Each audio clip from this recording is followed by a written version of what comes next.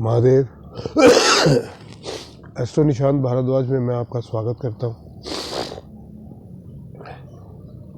आप सब लोगों की दुआओं से, आपके सहयोग से मेरे जो सुपुत्र हैं वो अब होश में आ गए हैं। डॉक्टर ने कहा कि पहले संभावना बन गई है, अब उम्मीद जग गई है कि ये बच जाएंगे। तो उसके लिए मैं कोटि कोटि आपका आभारी हूँ। देखिए, करोड़ों रुपए लगा के भी आप किसी की जान नहीं बचा सकते। धन का जो चक्कर है, चलो जो हॉस्पिटल के बिल देने हैं 12-15 लाख रुपए के, उसका देखेंगे कैसे क्या होगा, जो ईश्वर करेगा जो करेगा। लेकिन जीवन जो है वो दुआओं से ही बचता है, प्रार्थना से ही बचता है। तो जितनी प्रार्थनाएं आप लोगों ने आप मेरा परिवार हैं, तो आप सारे परिवार के लोगों ने जितनी प्रार्थनाएं की है, उससे उसका जीवन बचने की संभावनाएं बढ़ गई है। इसके लिए मैं आपको कोटि कोटि प्रणाम करता हूँ। हाँ, आज का जो वीडियो है वो देखिए, काम नहीं रुकना चाहिए। जीवन में परेशानियां आती रहेंगी, जाती रहेंगी। समय है, हम जिस टाइम जोन में इंटर करते हैं, देखिए बहुत मज़े की बात है। लोग कहते हैं इसका समय बुरा चल रहा है, इसका समय अच्छा चल रहा है,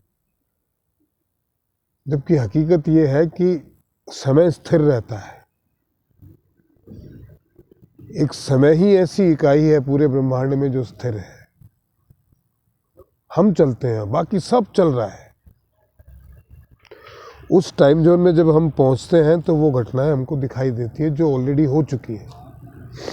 तो ये सारी घटनाएं तो हो चुकी थी, हमारे जीवन की सारी घटनाएं हुई भी होती हैं। हम जब उस चल के उस समय के उस जोन में पहुंचते हैं तो हमें उसी तरीके से वो दिखाई देती है, जैसे सिनेमा में हम अगला सीन आता है तो दिखता है। खैर, आज का जो वीडियो का विषय है वो ये है कि 2023 में मुझे ये बताना था 2 राशियों के लिए कि उनको थोड़ा सावधान रहने की ज़रूरत है। समय बुरा नहीं है, समय अच्छा है। बहुत सारी संभावनाएं हैं, बहुत सारी अपॉर्चुनिटी बनेगी। और जो 7-8 साल से तुला राशि और मेष राशि, इनके लिए पिछले कई सालों से जो है बहुत बुरा समय चल रहा था, वो समय अभी अच्छा 17 जनवरी के बाद में इनका आएगा। इनको अपॉर्चुनिटीज़ मिलेंगी, संभावनाएं बढ़ेंगी। लेकिन चूंकि जो पिछले 2 ग्रहण गए थे, सूर्य ग्रहण और चंद्र ग्रहण, उसमें भी मुख्यतः मैं आपसे बात करूं तो चंद्र ग्रहण की बात करूं, जिसका इम्पैक्ट बहुत ज़्यादा था और वो 7-8 महीने तक रहेगा। नवंबर, दिसंबर, जनवरी, फरवरी, मार्च, अप्रैल, मई, जून तक रहेगा। इम्पैक्ट क्या रहेगा कि इनको इन सारी अपॉर्चुनिटियों में अपना काम करते हुए, कंसंट्रेट करते हुए, पहली बात तो ये ध्यान रखना है कि कोई भी व्हीकल बड़े ही संभल के चलाएं, स्पेशली 2 व्हीलर। कार को भी ऐसा नहीं है, क्योंकि दुर्घटनाओं की संभावनाएं बहुत है। और ये वीडियो बनाना कैसे मेरे से रह गया था, मैं निरंतर देख रहा हूँ उसके बाद में कि इन दोनों राशियों के व्यक्तियों के साथ दुर्घटनाएं बहुत हुई हैं।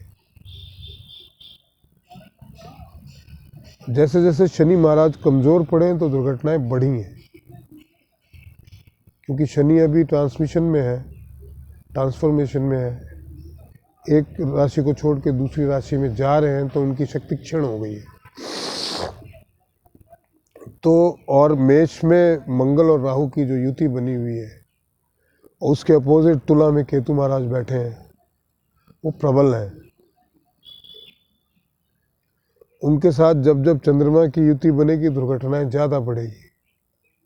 अच्छा, दुर्घटनाओं के साथ साथ पहला और सातवां घर है, सातवें घर में आपके पार्टनर्स को, आपके लाइफ पार्टनर को देखा जाता है, किसी भी प्रकार की पार्टनरशिप को। तो पार्टनर्स के साथ में और आपके लाइफ पार्टनर के साथ में तनाव रहने के योग है। अगर वो, मेरा ऐसा मत है, 6-7 महीने अगर कुछ बोलते भी हैं तो आप चुप करके घर से निकल जाइए, क्योंकि वो आपके आवेग, केतु वहाँ बैठा रहने के कारण आपके आवेग को बढ़ाएगा। ऐसी ही बातें ही बोली जाएगी और आवेग बढ़ने से क्या होगा कि आप रिएक्ट करेंगे, केतु एक्टिवेट होगा, बहुत झगड़ा होगा, घर में कलह का वातावरण पैदा हो जाएगा। और अगर रिश्ते पहले से मधुर नहीं हैं तो तलाक तक की नौबत भी आ सकती है। तो इसलिए जितना संभव हो सके इसको अवॉइड करें और जितना संभव हो सके अपने काम पे कंसंट्रेट करें, क्योंकि अपॉर्चुनिटीज़ बहुत सारी आएगी और इन सब चीज़ों में उलझ के उन अपॉर्चुनिटी को गंवाना नहीं है, क्योंकि सालों बाद आ रही है, लगभग 1 दशक बाद आ रही है। और वाहन बड़े संभल के चलाएं बंधु, जीवन बड़ा कीमती है। मैं अपने पुत्र के साथ होता हुआ देख ही रहा हूँ, कहने के वो भी तुलाई राशि है। अच्छा, ये बड़ी विचित्र बात होती है कि 80-85% केसेस में पिता पुत्र की राशि सेम होती है, तो जब मुसीबत आती है तो दोनों पे एक साथ आती है। तो ऐसी कोशिश कीजिएगा कि ऐसा ना हो और जो आपको जीवन में अपॉर्चुनिटीज़ मिल रही हैं उनका आप ढंग से फ़ायदा उठा पाएँ। और अब जो सेट कर दोगे वो अगले 7-8 सालों तक सेट रहेगा। तो इस समय को भी नहीं गंवाना है और अपना ध्यान भी रखना है, थोड़ा सचेत रहना है। आज के वीडियो में इतना ही। मेरा आपसे निवेदन है, जिन लोगों ने अभी तक सब्सक्राइब नहीं किया है वो प्लीज़ सब्सक्राइब कीजिए, और जो नए हैं वो तो सब्सक्राइब कीजिए ही, उसके साथ साथ शेयर कीजिए, कमेंट कीजिए और चैनल को कंट्रीब्यूट करने की कोशिश कीजिए। मैं बहुत, कहने की बात नहीं, मैं बहुत अच्छे हालात में नहीं हूँ, शर्म आती है कहने में, बट चूँकि आप सब में भी ईश्वर विद्यमान है तो मैं आपके अंदर बैठे हुए ईश्वर से यही प्रार्थना करता हूँ कि सब मिल के इस कार्य को आगे बढ़ाते हैं, है ना। महादेव।